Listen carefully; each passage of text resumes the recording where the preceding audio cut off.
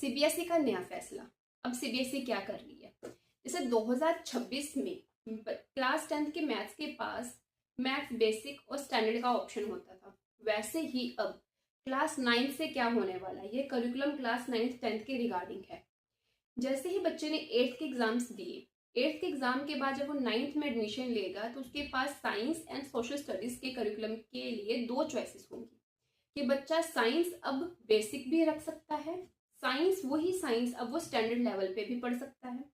Same with social studies, social studies में भी उसके पास दो करिकुलम होंगे, बेसिक और स्टैंडर्ड का।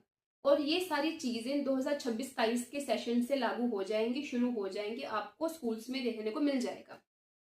अब सिलेबस में कुछ चेंजेस आते हैं कि नहीं आते, बुक्स चेंजेस होती है कि नहीं होती, वो जब सेशन स्टार्ट होगा तभी हम सबको पता चल जाएगा, या तो हमें सीबीएसई के अगले नोटिस में ही पता चल जाए।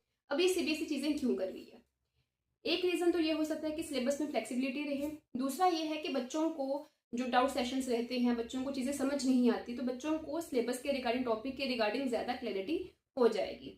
अब आगे की अपडेट क्या रहती है वो हम आपको जल्द ही बताएंगे, जैसे ही सीबीएसई का अगला नोटिस आ जाएगा।